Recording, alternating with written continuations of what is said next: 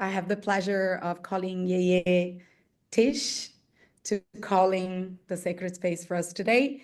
And we're going to follow already, we're going to open this with a conversation about ancestral wisdom, even before we start with our housekeeping. So, welcome. I always begin with Alafia.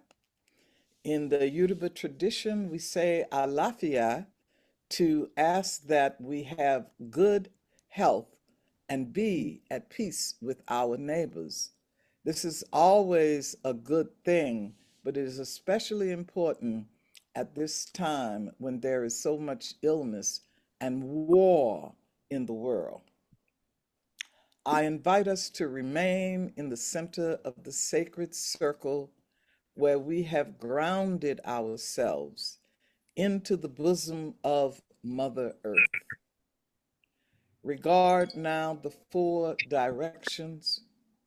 Ah, ibashe, ibashe o, ibababa, ibayeye, ibashe. I call in the sweet perfume of wildflowers blowing in the wind from the east. Hey, Ibashe, Ibashe o, Ibababa, Ibayeye, Ibashe. I call in the warmth of the sun at high noon, the warmth that gives our bodies strength as the rays of the sun causes everything to grow. Allow yourselves to feel the strength and the courage of the divine fire of the South. Hey, Ibashe, Ibashe o, Ibababa, Ibayeye, Ibashe. Regard now the gift of sunset, the waves of the ocean, her tireless coming to wash away the stone, to turn hard things into soft sand. Regard the great variety of life that evolved into us from the bottom of the ocean, and the way that the ocean feeds the clouds above our heads. Let us regard in the West that we must have a civilization of compassion. Let Mother Earth guide us in all of our ways. Hey, Ibashe, Ibashe o, Ibababa, Ibayeye, Ibashe. Face now the north and see the beauty of moonrise, the great light in the dark sky. This is the place of rest, the place for the ancestors, the place of material wealth. Feel the sturdiness of the mountain. Feel its protection as it surrounds you. Allow yourself to recognize that you are an ancestor of the future. Hey, Ibashe, Ibashe o, Ibababa, Ibayeye, Ibashe. Respect to the power of the Spirit, respect to Father Sky, respect to sweet Mother Earth, respect to everything on the horizon. Let us place ourselves in the center of this circle as we pledge to stand firm in defense of Mother Earth and all of her creatures, as we pledge to be our true selves in relationship to nature and spirit, and we ask that blessings of support come from every direction for our gathering here today. Ibashe, Ibashe o, Ibababa, Ibayeye, Ibashe. Ashe. Ashe.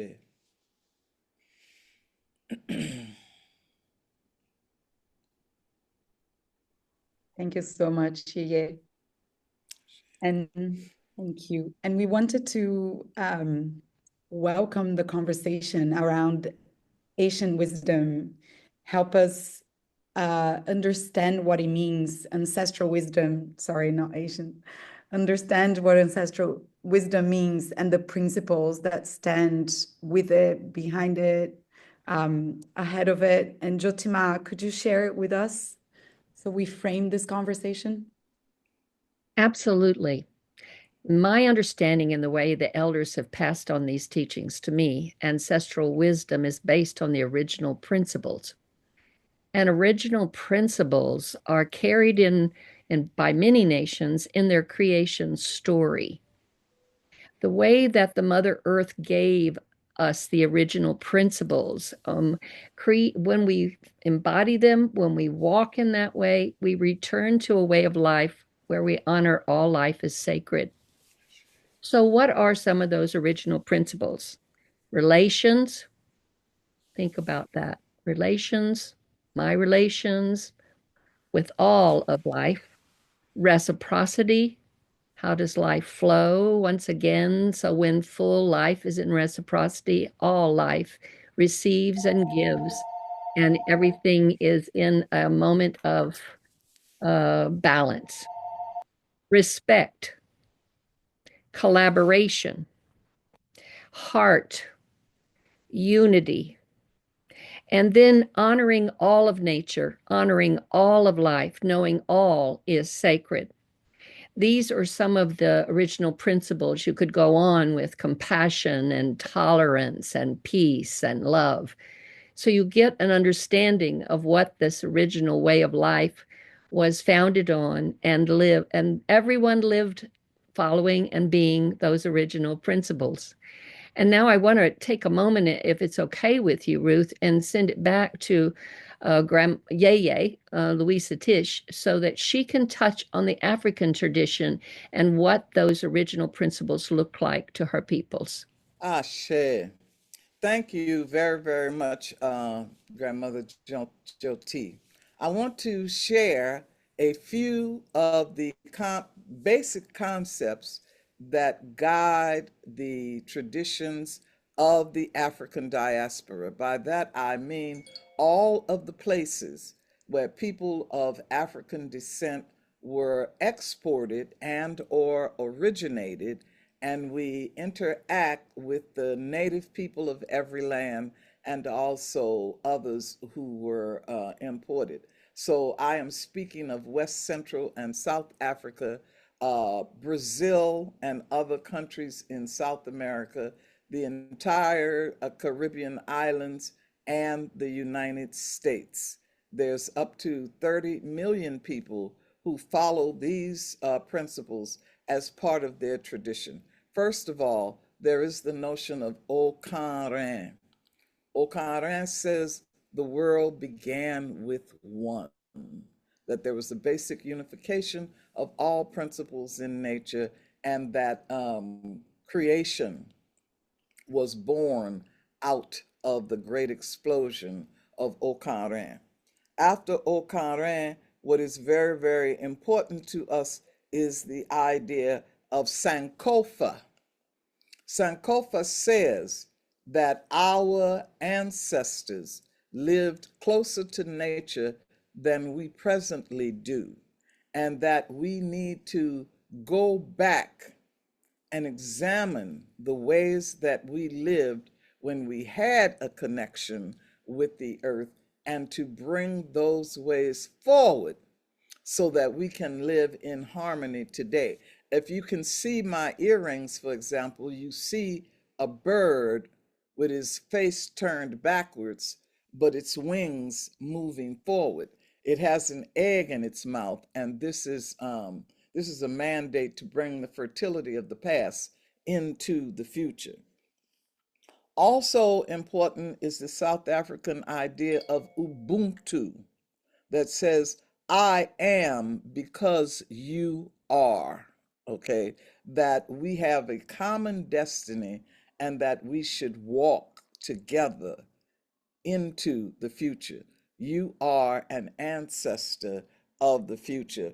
And last but not least is the idea of honor, the ideas of alafia, which is honor, respect, truth, humility is very, very important, and also courage. So we have 16 principles that are then multiplied by themselves to equal 256 guiding ideas, but I've given you the primary four here. Thank you. Thank you so much, Yeye. Thank you for calling the sacred space and for starting with contextualizing when we're talking about ancestral wisdom, what do we mean and what are the principles? So very appreciate that very much. But our conversation today is how can we understand those principles, embody those principles, and apply in the day-to-day of how we do philanthropy and how we create and how we are in solidarity with organizations and projects. How are we really embodying all of this in the work that we do? So that's the conversation today. We're going to start with a panel where we're going to go a little bit deeper in some of those topics, and especially in the embodiment and the application of those principles. And we're also going to then have a fishbowl. So the people that are here today can join the conversation and join the panel and bring your questions and bring your reflections as well. So we can be in this joint and shared inquiry of how are we really going to manifest those principles in how we design the relationships that we are creating, especially around flows of financial capital that can also be so damaging. So how do we bring healing to how we're flowing money in service of life, as we like to call it? And we wanted to open with this, but there are some, let's say there are some admin that I need to do before we follow on. One is feel free to raise the hand function, especially when we have the fishbowl. I'll say if you can keep your questions to when we have the fishbowl, then you're going to be invited to ask the questions yourself and be part of the conversation. Feel free to also express through emojis, whenever you hear something that you like we want this to be participatory and that you feel part of it. And then, as I mentioned before, this is a webinar, or you saw in the invite, this webinar is brought to you by Be the Earth Foundation and Regenerosity and our community of practice around trust-based philanthropy. We've been half formally running a community of practice around trust-based philanthropy for 3 years and looking to have more offerings next year. And today we wanted to uplift the work of one of our community members. They're called TreeSisters, and they're the organization that we wanted to uplift today together with our wisdom keepers. And especially the reason why we wanted to uplift them is because they have a really interesting journey into more trust-based ways of partnering with organizations and communities involved in restoration based on published guidelines called Rooted in Ethics, co-written with The Fountain, which is the organization founded by Grandma Jyoti Ma, who's here with us today. So again, it's an example of how some of those principles can be applied in very practical ways to the work that happens on the ground. So we're going to have 3 guests from TreeSisters today, Georgina, Ashley, and Madeleine, together with our wisdom keepers. And I'd also love for everyone to know who's in the room. I'd love for you to put your name, your affiliation, and your bioregion.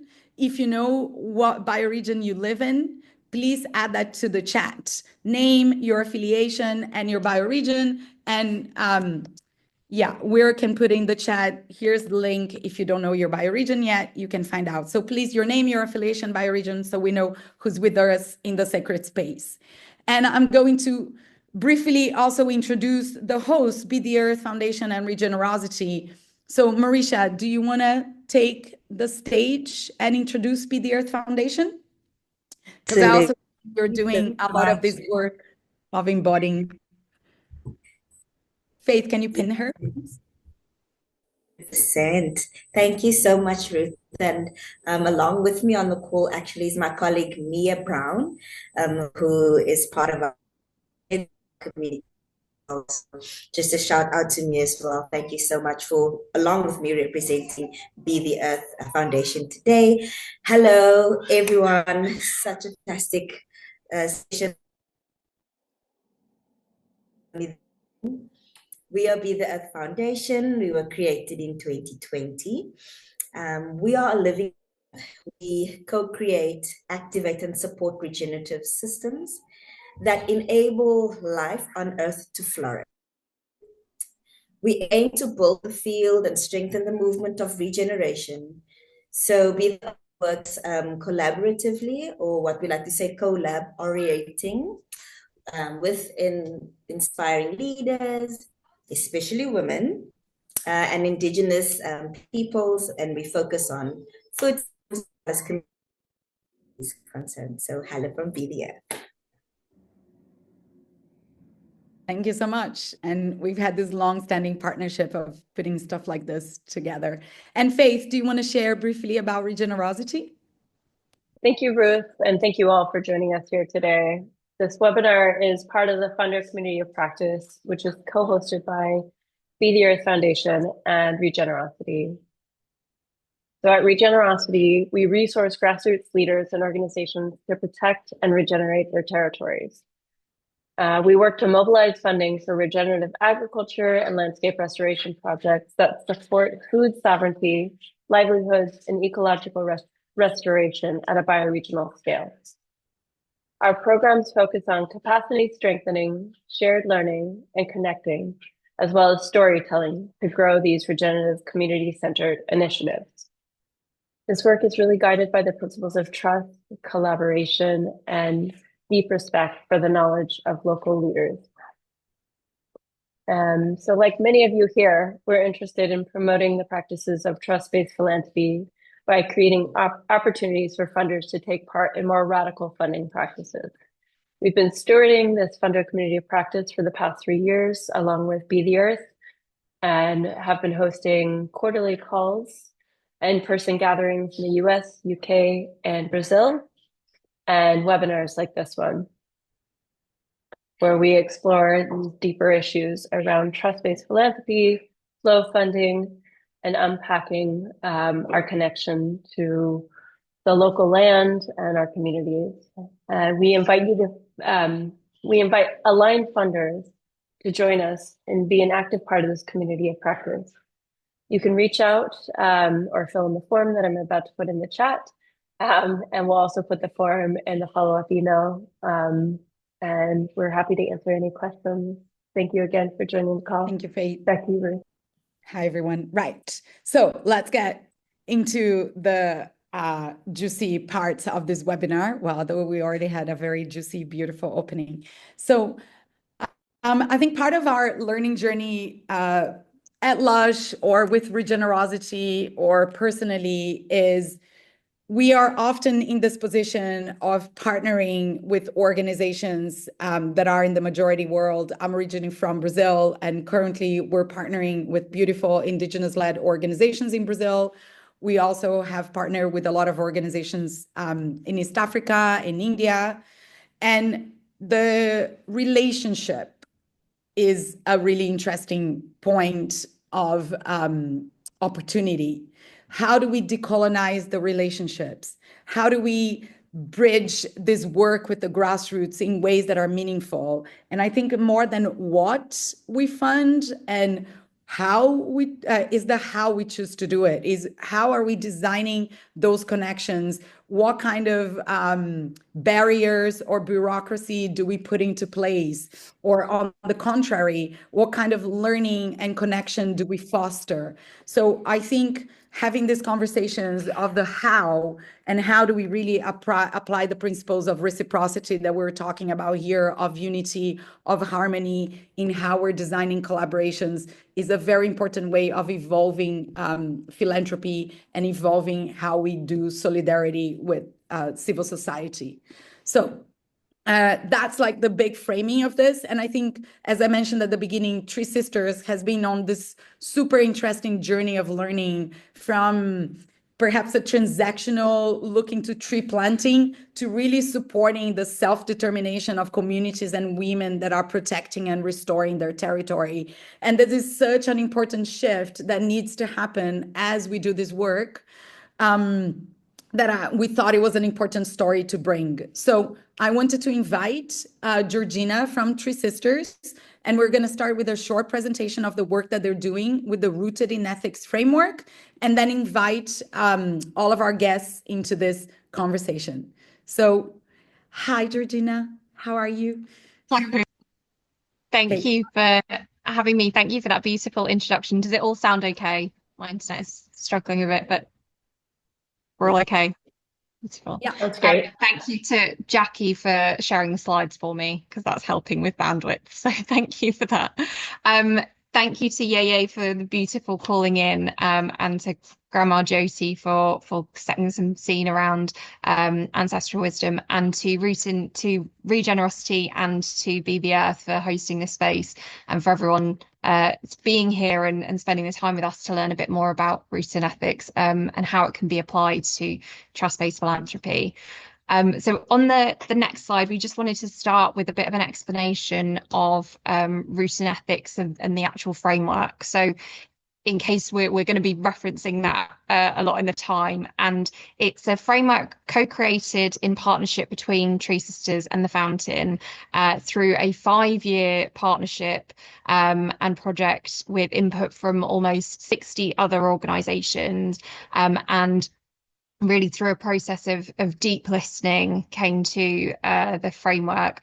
And it outlines a pathway to ethical community-led tree stewardship, prioritising fairness and equity for all. And it's based on ancestral wisdom and original principles, like you've heard from the very beginning of the session today, what some of that may be about.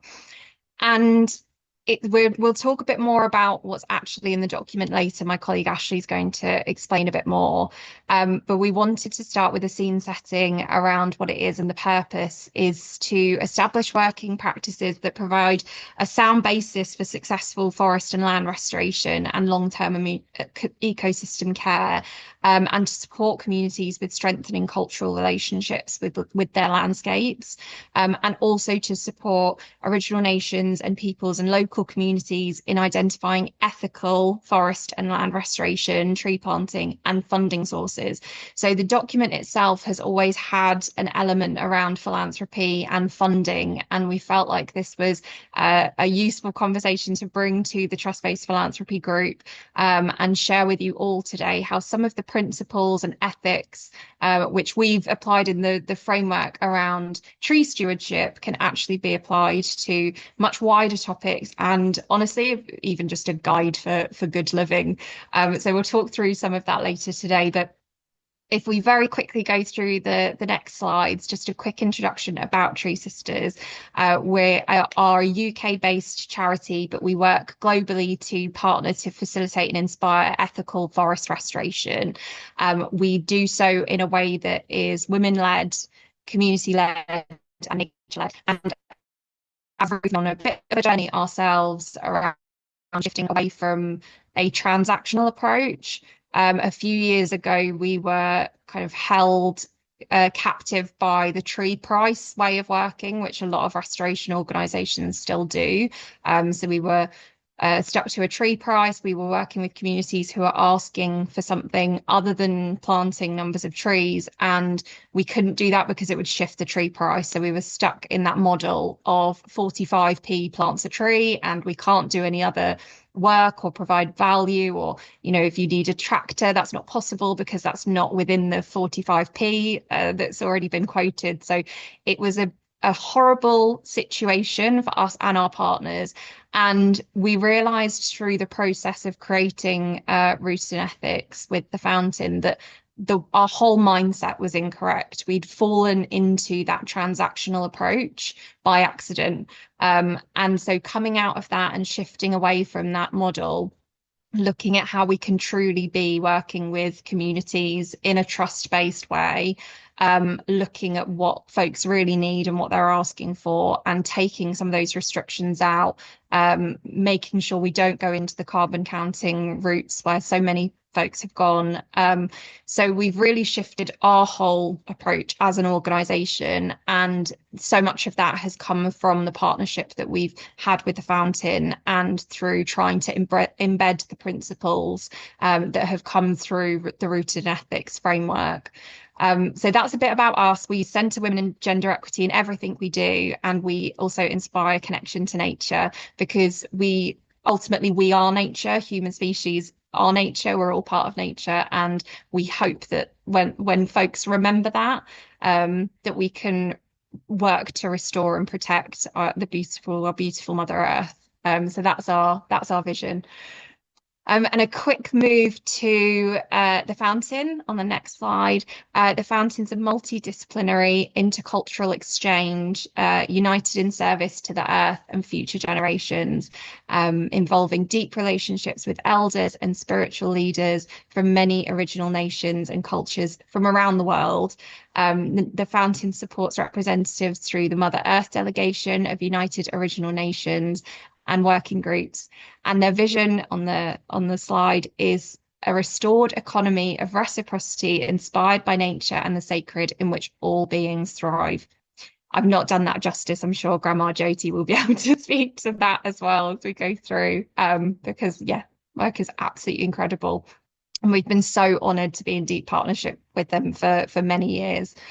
So if we move to the timeline, just to give you a quick overview of how the framework came about, the original idea even predates the timeline on the slide. So the original idea came about around 2017, but really gained momentum in 2019 in a meeting of NGOs who came up with the first code of ethics. I'm getting a note about those system resources, but I'm hoping you can all hear me still. And from that, in 2020, there was a creation of an initial code of ethics by those NGOs. And we took the code of ethics and the working practices to the Fountain, and held a 2-year listening process through 21 and 23. And so much of that was around the ethics, the ancestral wisdom, the original principles, colonization, decolonization, really understanding the history and the impact of some of the traditional ways of working, thinking, and trying to unpick so much of what we've been trained to believe and think and feel. And as a result of that, as I mentioned, out came Rooted in Ethics, and we've launched that in 2024, so this year, and we're now in spaces like this telling the story, and working with the Fountain to share this knowledge far and wide. But ultimately, it's already impacted TreeSisters in the way that we work. It's shifted us beyond recognition to work in a more trust-based way, in a more holistic way, moving away from that transactional approach. And that's because we're trying to apply those ethical principles that we've learned about through the co-creation of this framework. So we're so looking forward to sharing that story with you more today, and more about some of the ethical principles underlying within the document. Thank you. That's a good introduction to start us off, Ruth. Thank you so much. Thank you. Yeah, I'd love to now call Jyoti Ma and Yeye and Ashley and Madeleine and Georgina as well for a conversation. But before we start, we find it's interesting if we're capturing the conversation and capturing what's resonating with people. So we created, I hope this works. we created a little lucid chart, which is like a mirror board with post-its. So if you hear a nice quote, or something that someone said, or learning, or something that shifted in you, please add it there so we can collectively get the key takeaways from this conversation. All right, is it working? Yeah, and Faith, if you can spotlight all of us, I'll ask a few questions. So I'm moderating this, so I get the privilege of actually getting to ask questions myself. And then we're gonna open for everyone. That's a privilege for you. Right, Jyoti Ma, I have a question, which again, it was super inspiring to have that opening around the principles that we learned of ancestral wisdom. But I think now it would be really good to understand how does rooted in ethics, when we were doing this work through the fountain, does rooted in ethics incorporate some of those ancestral wisdom, and then what does that look like in practice? What a big question. Mm-hmm. So I'll try to be respectful of it and give you a brushstroke of that question.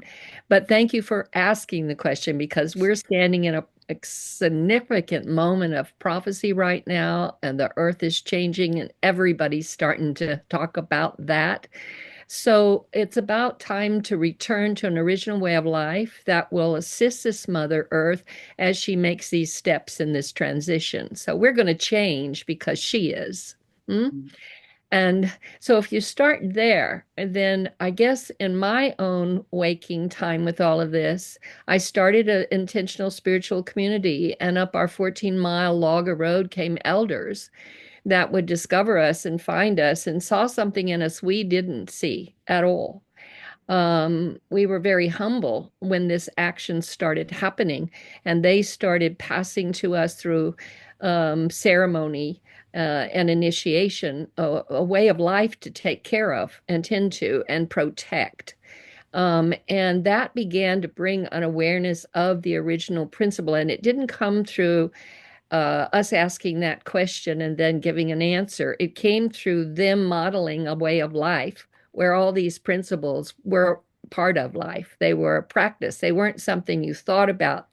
When you're fully embodied in this way of life, then it already moves through you. And so it just is the way you are. You just are respectful in your relations. You just are in a moment of spirit of collaboration. You just are in a place of generosity of spirit and love and compassion. You just are this level of being.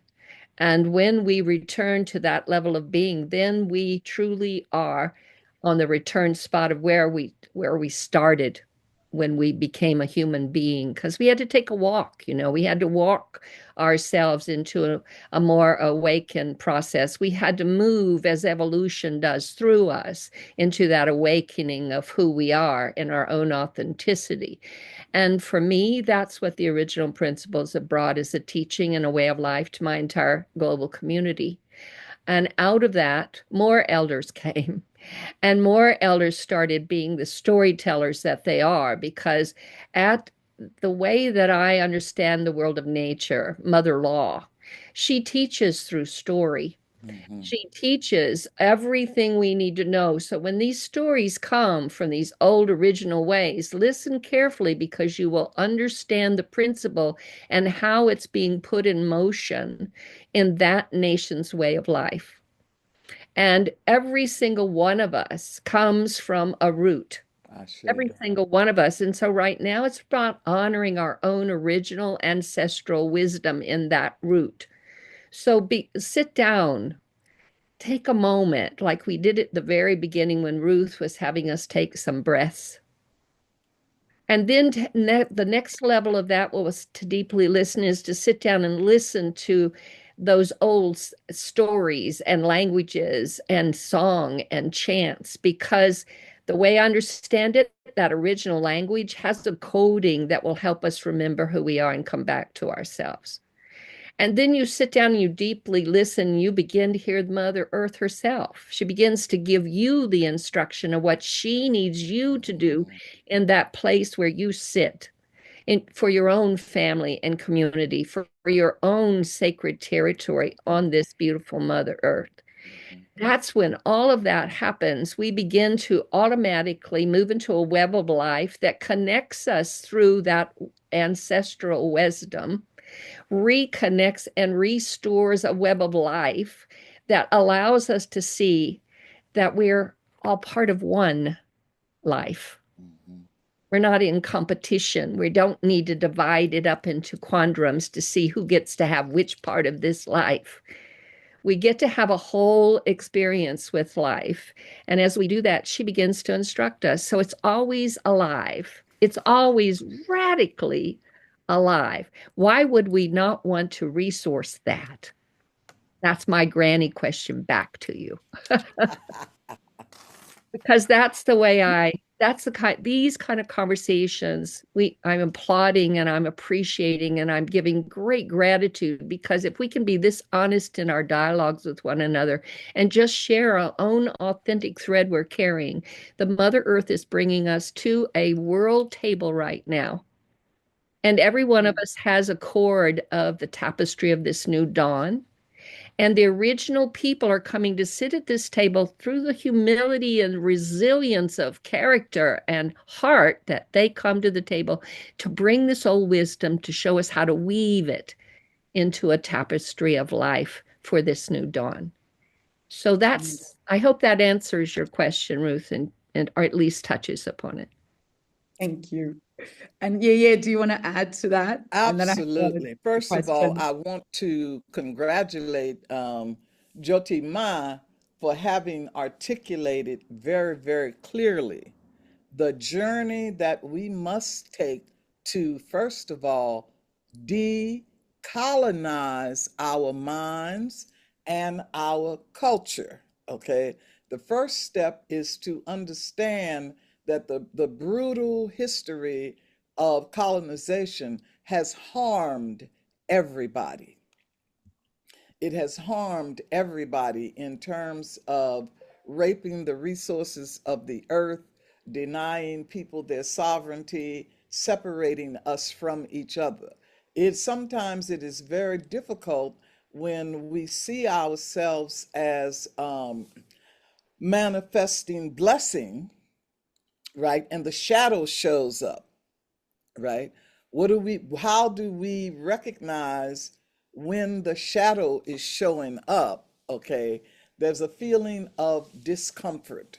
There's a serious feeling of discomfort that calls our attention to something ain't right here. Okay, and as you were saying earlier, oftentimes the problem is that as we are attempting to do Sankofa, to go back and get the original ways and bring them forward, we end up having to interpret that through colonialist thinking in order to get incorporation, in order to get banking, in order to be recognized in the media. Okay, so as soon as we are aware of that, then we have to look back at how did our people communicate originally? How did our people organize themselves originally? And what I find as I look into this, okay, Teish, we are in need of reorganizing ourselves along the lines of biomimicry, okay? We have spent a lot of time as human beings imagining that we are superior to nature. Man over nature, right? We have to make a shift to see ourselves as children in nature, children of nature. And that is where I am very, very fortunate to have inherited a tradition where every person is seen as a part of a force in nature. I am a child of the river. Okay, that makes it very, very clear that I must defend water. Okay, I was born to defend water, right? I work within what's called an EGBE, which is a working group where we all know that it is our job to defend water, and we are responsible to the water, we are responsible to each other, and we are responsible to each other's ancestors, okay? So we really have to rethink our way into organization by biomimicry. Let us study nature, find our position within it, right? Alter our ways of organizing ourselves and get the work done. Yeah. Yeah, I really appreciate this. And you touched on something that I think is important. We are in a colonized space, that the rules of the game came from Western Europe as, the colonizers arrived. So we're talking Right. about groups having, we were talking about counting trees and paying 45p per tree. We're talking about having to have, clear or even venture philanthropy, where you can, what's the most cost-effective way of saving a life? So everyone buys mosquito nets, and then the mosquitoes learn how to feed at different times. And, we still get malaria because nature evolved a response to our effective altruism or effective philanthropy. Gotcha. We're in this world, we're asking a lot of from the organizations that we work with, and people like TreeSisters or Regenerosity, we're in between, we're the bridge builders between connection and trying to do the work with high integrity, and talking Right. to funders on the other hand, right? Yes. So I think, like, having rooted in ethics and the framework, it is almost a crutch, or I don't want to use the word crutch, but it's almost like it's a system that you have to be there, because we can't just work from Ubuntu all the time,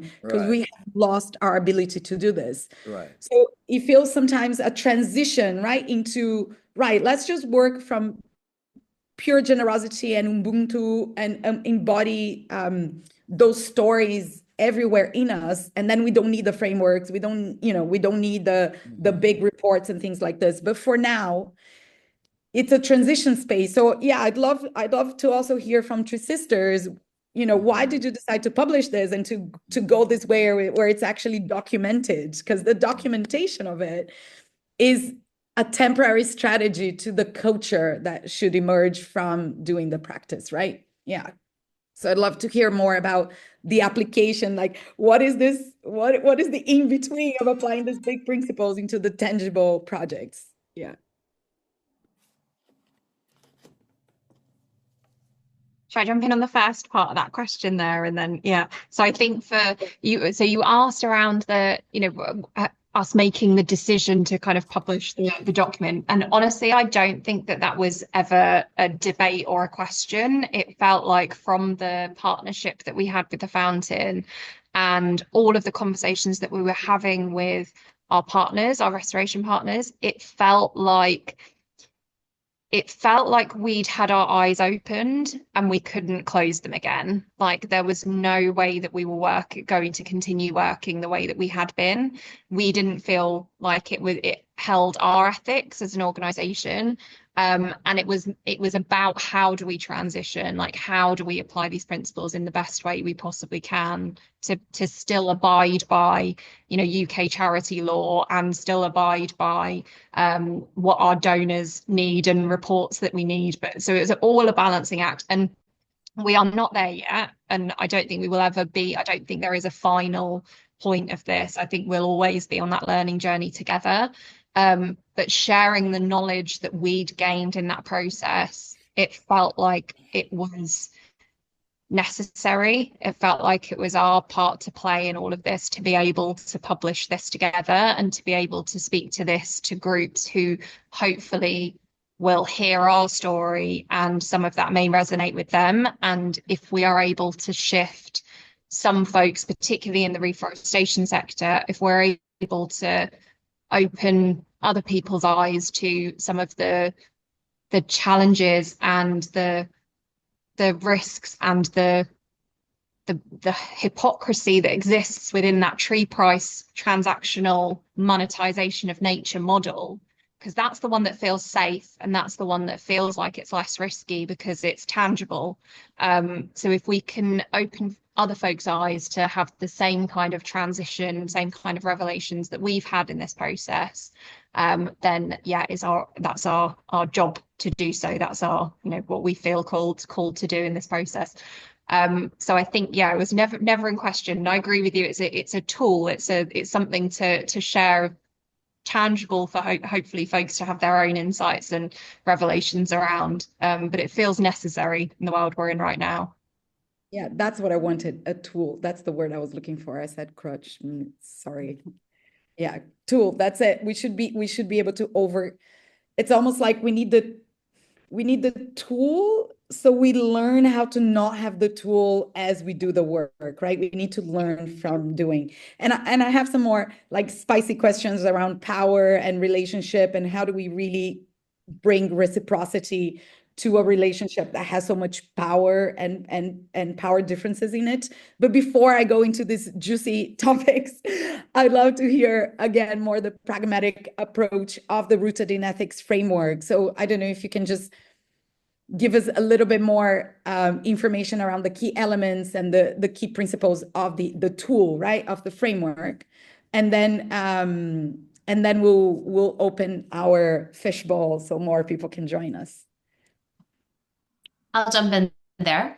I think two of the things I wanted to add to what Georgina just so very beautifully put was that this is not only a learning tool, it's also a call to action, because we know that everything we're doing right now, it's just not enough, and we need to do something different. So this is a call to action. It urges anyone to read it who wants to adopt principles that honor the intrinsic value of ecosystems. It also it asks us to think and to redefine what our personal, our organizational, our governmental relationship with nature is before it's too late. And we could argue maybe it is already too late, but I'm certainly hoping that that's not the case. The only thing I would add there as well is that this is a continuous learning journey. I'm a huge personal fan. It's one of my values that there's beauty in failure, and there's beauty in having to redo things and stop and think and really reflect on what we do different in the next reiteration. And Rooted in Ethics as it is a journey. We're continuing to reflect upon what it is. We welcome feedback. It's an open source document. Read it. I put the link down in the chat. Come back to us with how you feel it works or it doesn't work. And we're so more than willing to put all of that on board and looking at how we're going to do a second version of this. As Georgina said, this was a 5-year work in progress mostly with the fountain, but with another additional almost 60 individuals and organizations. So it was a massive undertaking. Years of deep listening with our partners, and what it has come to at this point in time. It's 3 pillars of relationships with nature and 7 ethical principles. And they're all very clearly outlined in the text. They're all even broken down into the table of contents. But within the pillars of the relationships with nature, we have being receptive, being reciprocal, and being respectful. Those are all words that have already been touched on plenty of times over just in the last the bit of this session.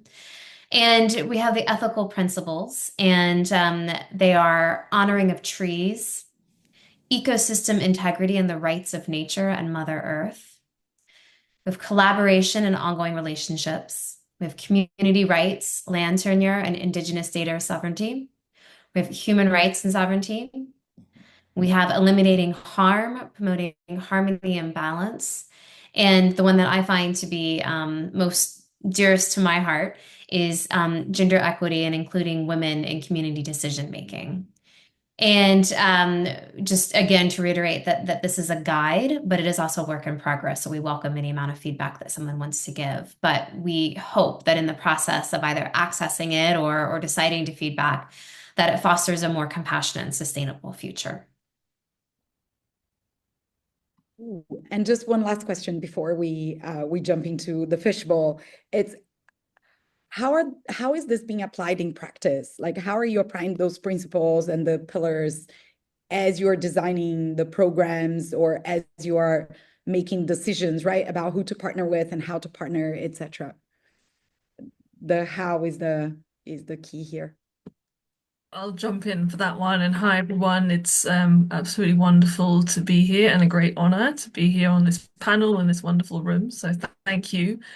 So yeah, in TreeSisters, at the same time as we were building Rooted in Ethics through the listening process, we were also evolving our own restoration strategy.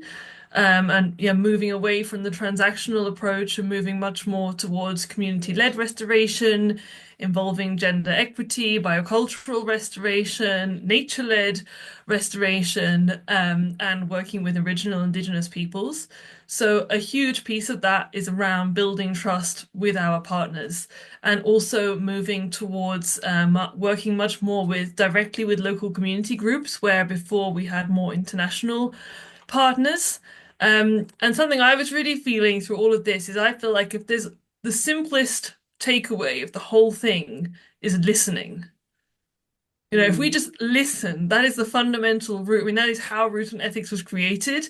And for me, that's the fundamental way to shift into a trust-based way of working that embodies these principles is through listening, listening to the earth, listening to nature, listening to our own deep knowing, listening to our partners, and then encouraging others to do that listening.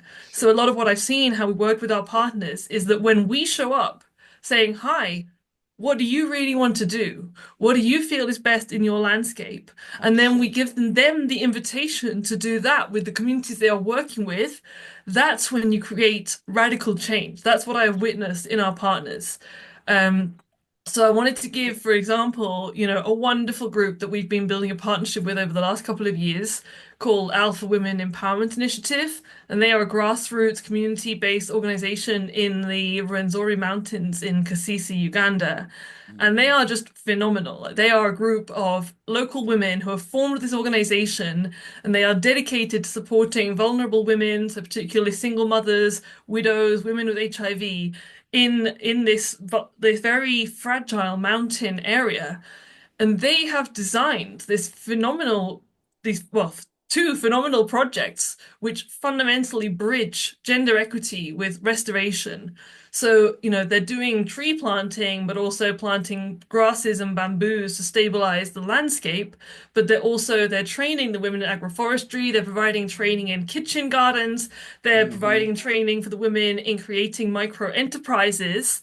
But also they're providing training in women's leadership.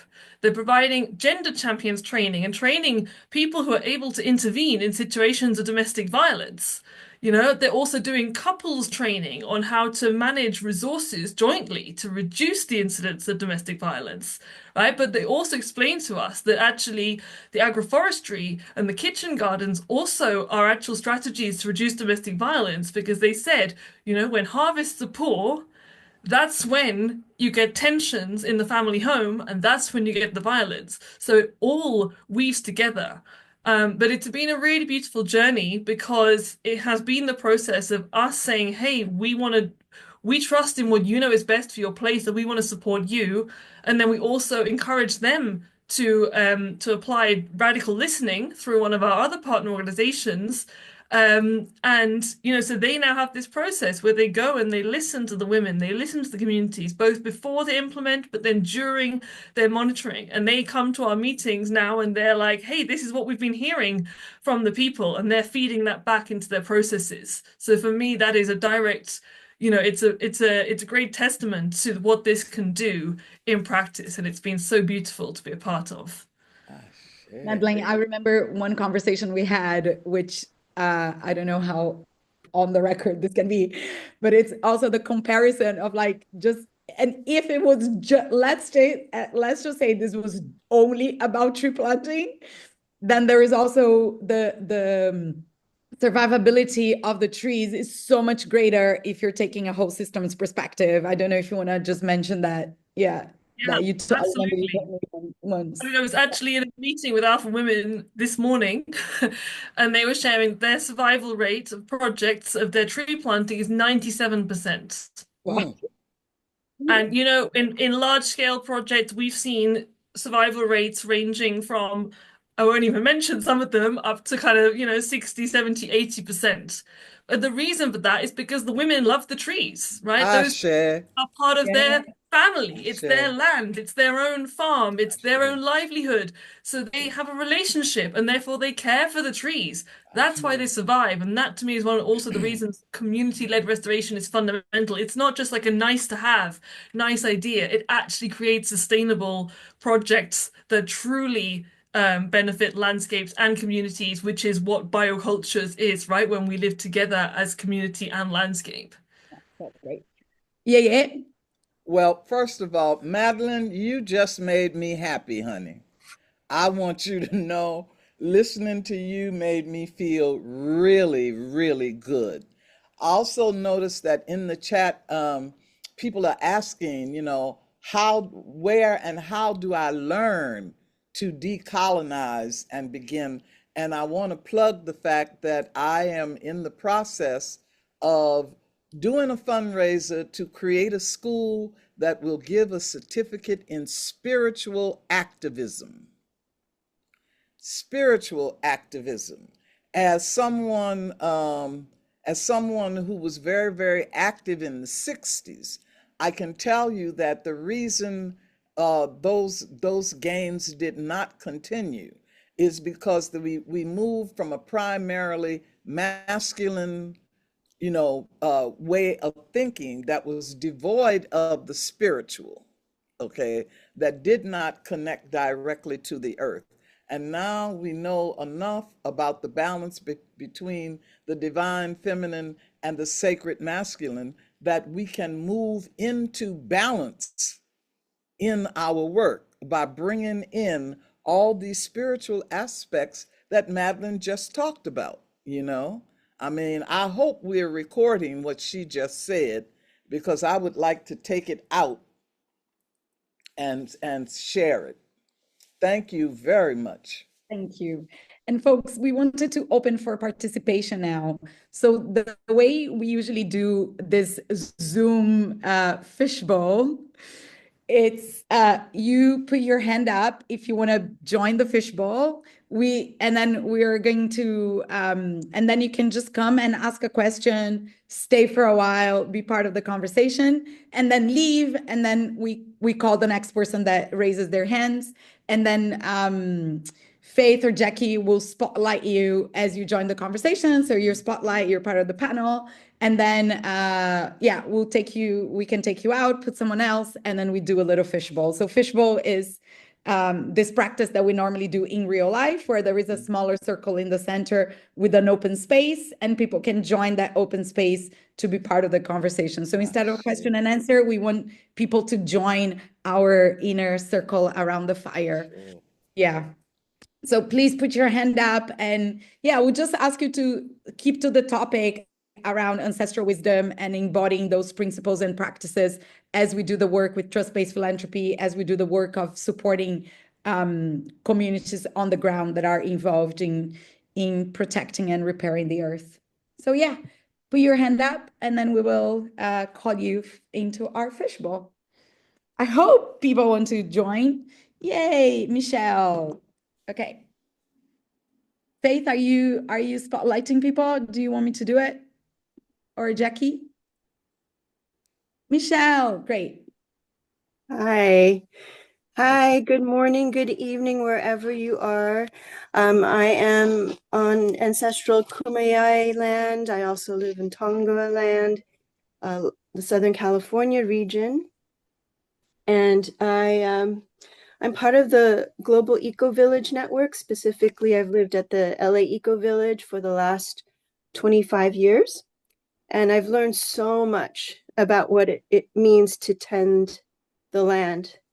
We have about 40 trees, fruit, nut trees, and this is carved out of a existing neighborhood in a very low income area in Los Angeles. And I think I'm just so humble and thankful to our founders who've put this love and energy. And there was definitely a dance between the masculine and the feminine, but very strong women leaders. Lois Arkin, Laura Morrison, and so many.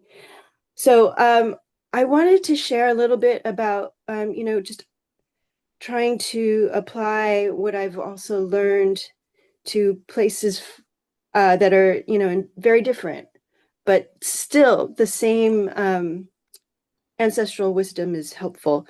I'm co-sponsoring a project in Kakuma refugee camp in northern Kenya.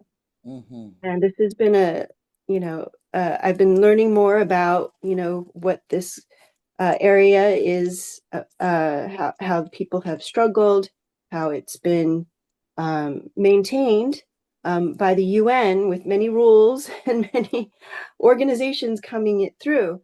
But we want to create a sacred grove of trees that not only help people, learn more about tree planting and sustainability, but also create that sense of ownership. So it's we're starting at the very beginning. I really am emphasizing taking care of the soil. So we recently obtained 9 stoves to make biochar. And with the biochar, we want to have enough to start really impregnating the soil and taking care of the soil, bringing fertility to the soil with the compost, with the biochar, with the swales. Because in Los Angeles, we live in a desert, and that's part of what we've had to do over the last 25 years to learn. In order for the trees to survive, you need that relationship with the soil, first of all, and then the trees, the gardens. It's surplus. it's a byproduct of taking care of the soil. So it's a tricky thing because, especially in a place like Los Angeles, where 70% of us are renters, it's hard to gain ownership of where we live. But there's ways. We started a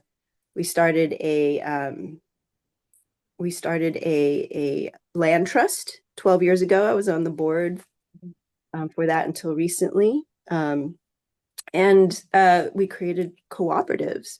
So it was really about taking care of the community so that we can stay in the community, so that we can afford to be invested where we are at.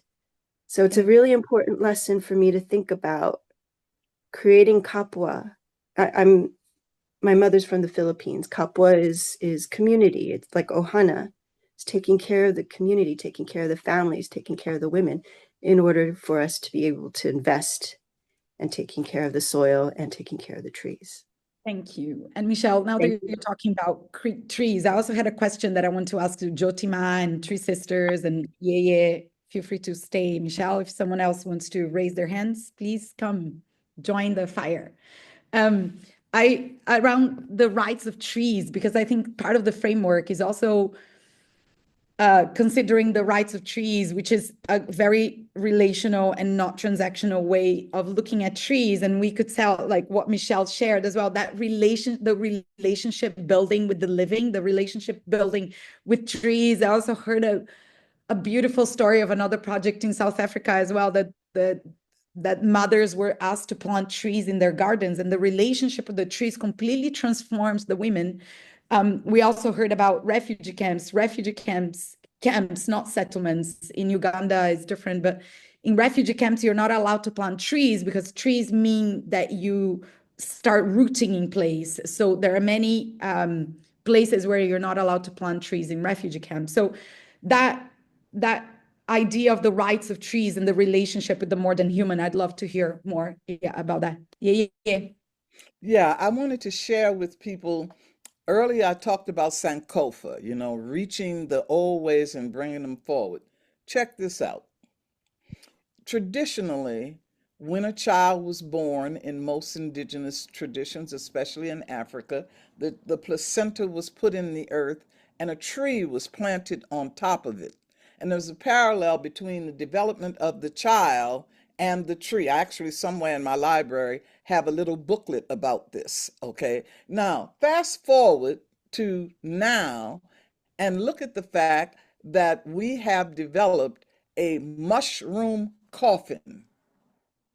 There's such a thing as a mushroom coffin that will turn the human body into a vat of compost. Okay. What if we took all those bodies from COVID, all those bodies from war, and turned them into compost? We could regenerate the areas that have been devastated by that, right? Turn it into a real ancestral grove and reclaim an original practice of Sankofa. We need to start thinking that way.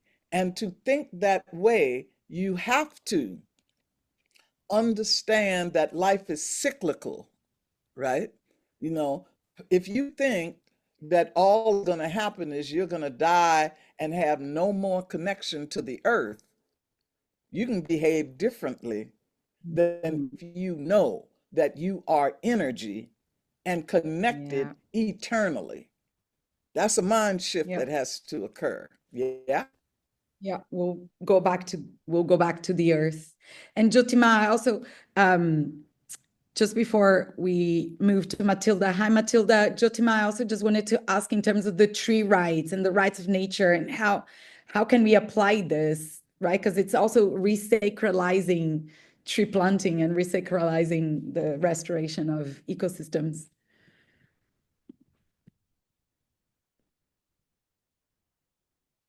Oh, Jyoti Ma, you're muted.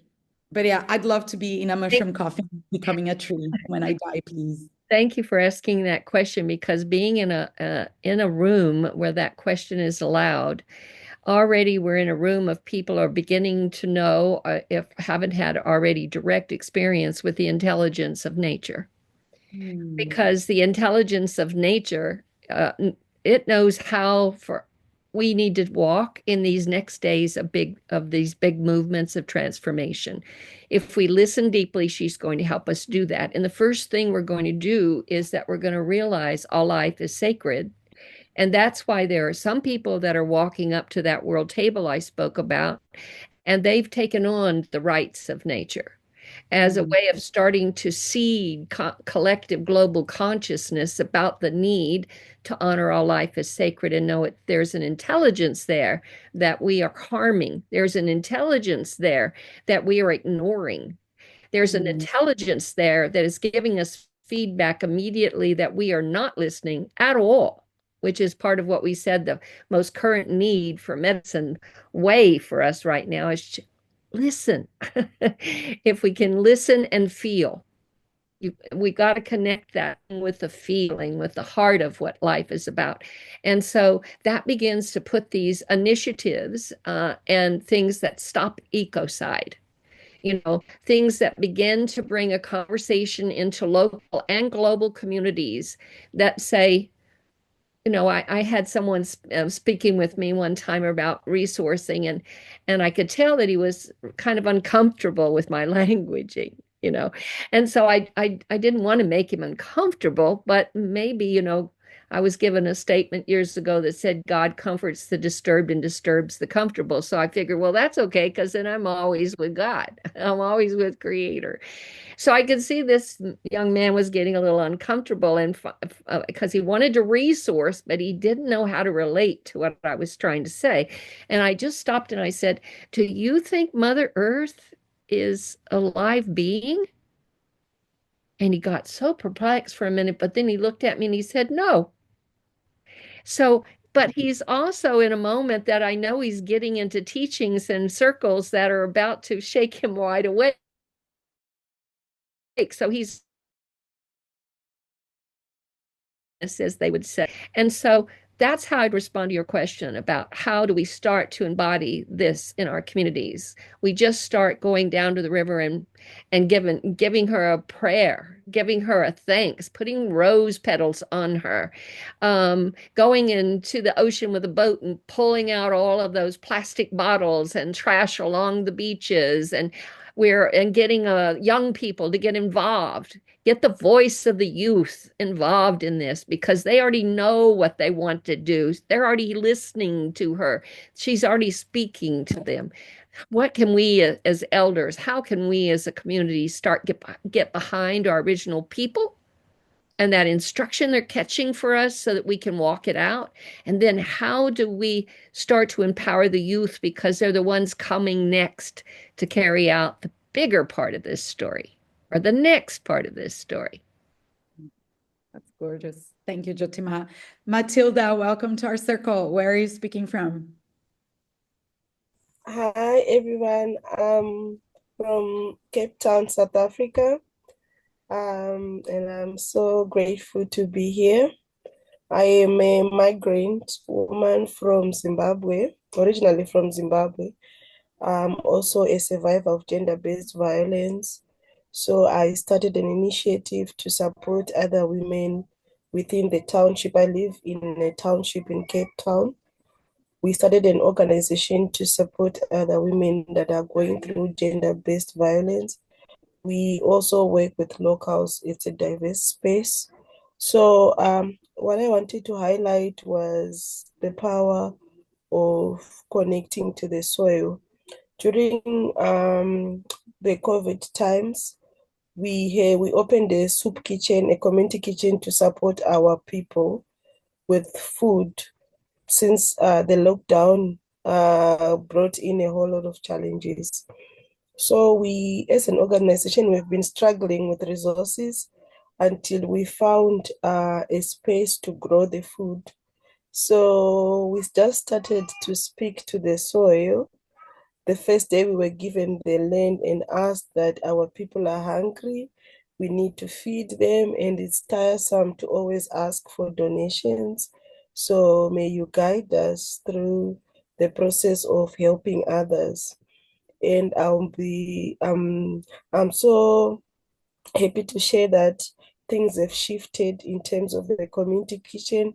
There's been an overflow of abundance from the food that we grow, and then the other things that we need to put in the pot, they're just flowing without us having to call out and ask our donors. We do not have proper funding because we are a migrant-led organization. So sometimes it's very challenging to get support. And also, we went to the ocean during the Equinox Festival to do a beach cleanup, and also to educate our community, because this wisdom of how to connect with water already exists in our communities.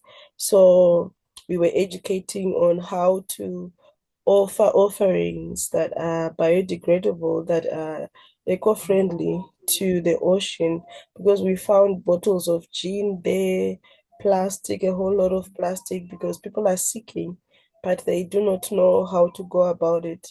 So we had 7 women who were not working, who were survivors of gender-based violence. And then 1 month later, last week when we met, all of them were employed after asking.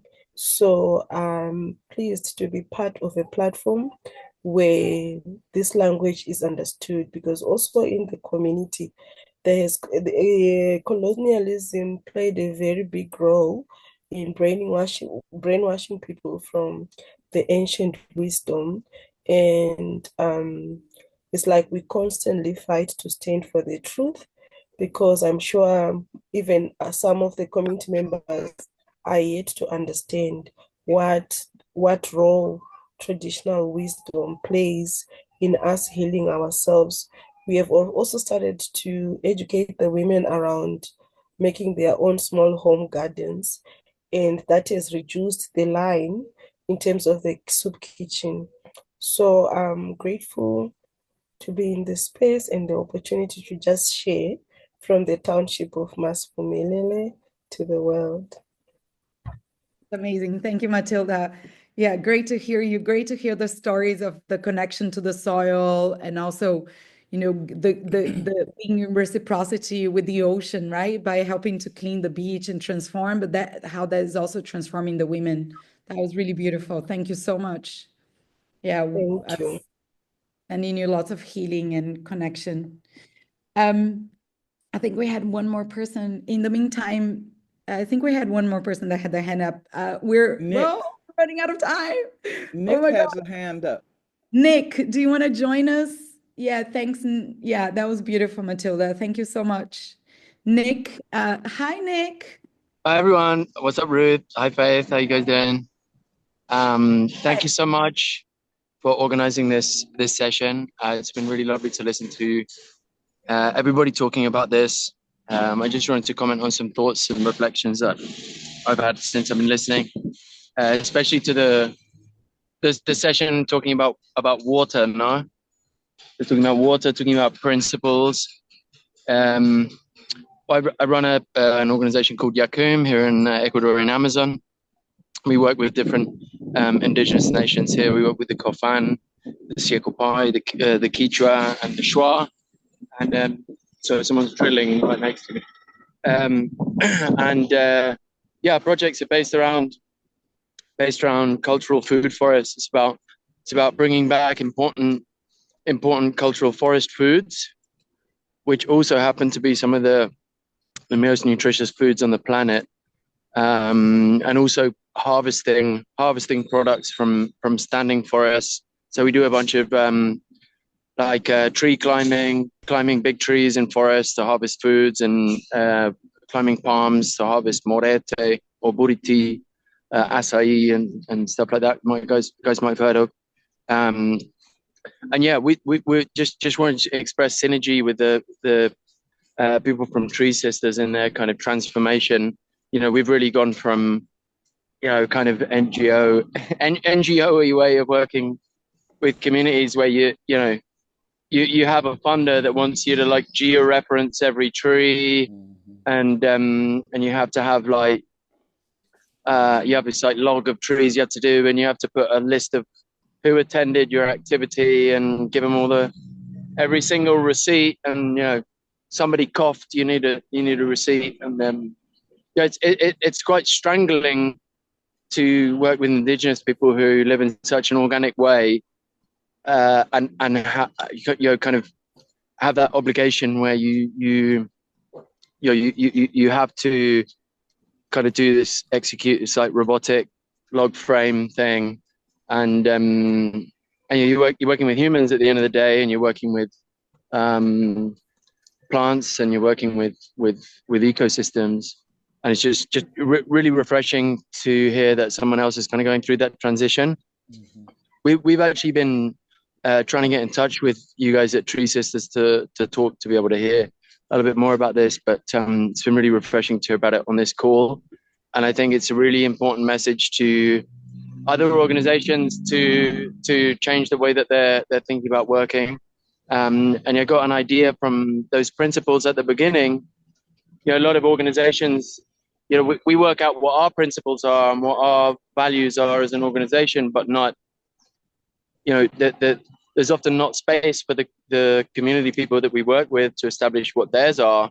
And for us to make sure, are we working by their principles? Is everything that we're doing as organizations, outside organizations, are we resonating with their principles, or are we trampling all over them? Which is pretty big risk, and something really important to kind of self-evaluate. So really grateful to all of you for expressing all of the issues with this kind of way of thinking, and for all the work that everybody's doing. Thank you, Nick. And that's a great segue to the end. Jyoti Ma, I think if you want to, if you want to answer to what Nick was sharing, and then I'll ask everyone here to give one last thing you would like to say to this team, and then I'll wrap it up. Jyoti Ma. Thank you.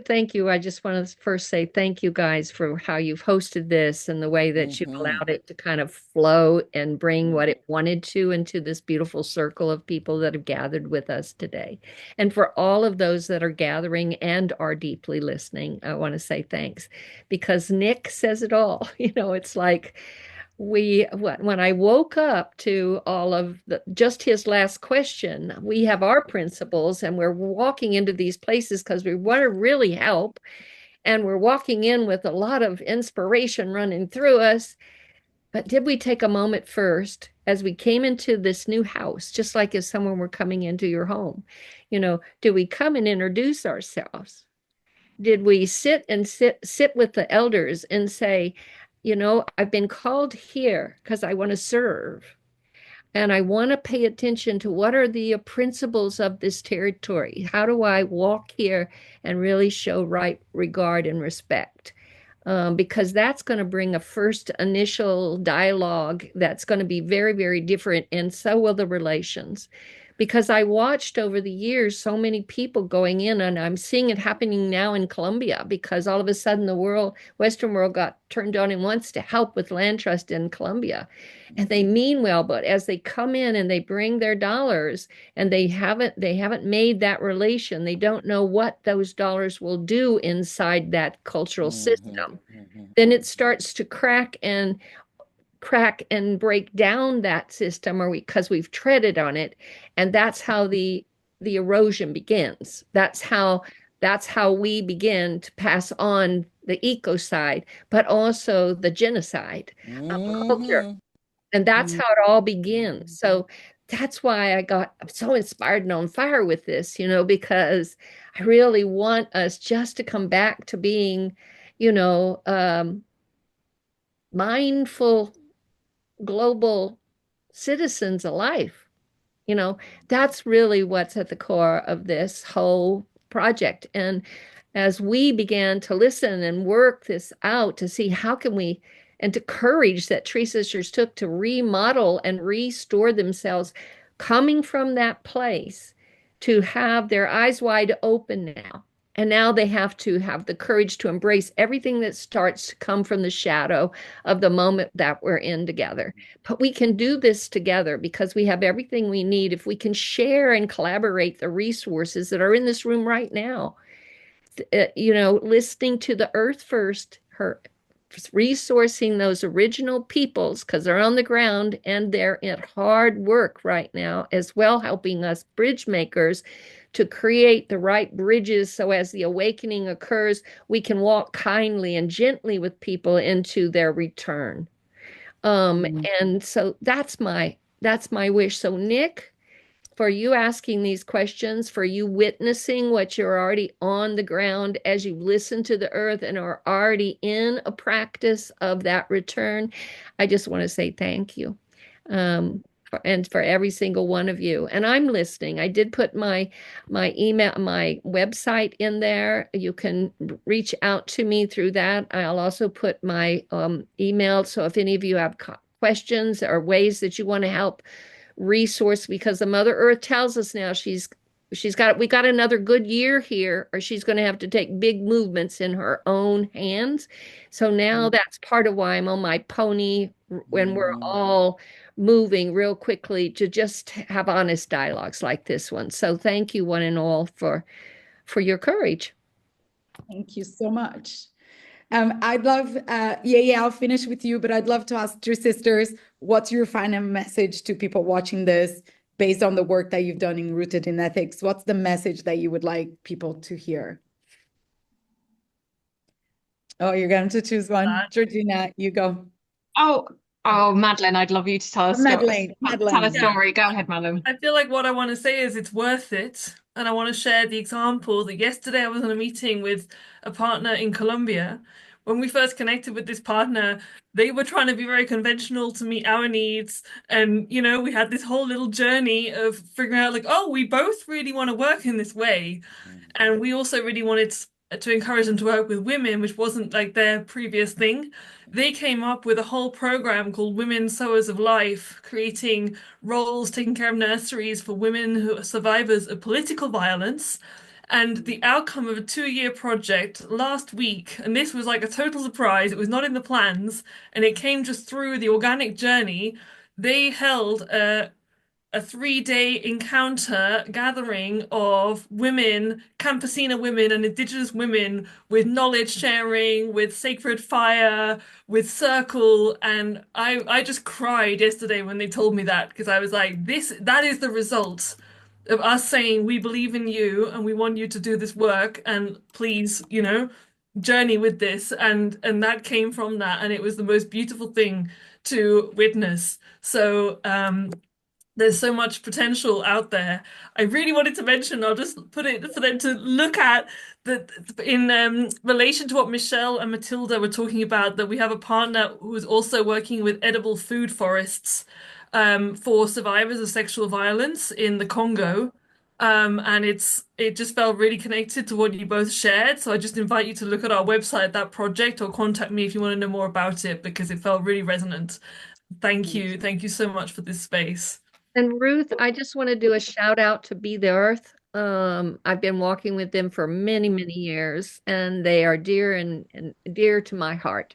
And their vision, their insight, and the weaving they're doing now with this whole team that's gathered here on this webinar today. I just didn't want to close without taking a moment to say thank you to them, and through them to each of you and the great weaver that's making it all happen.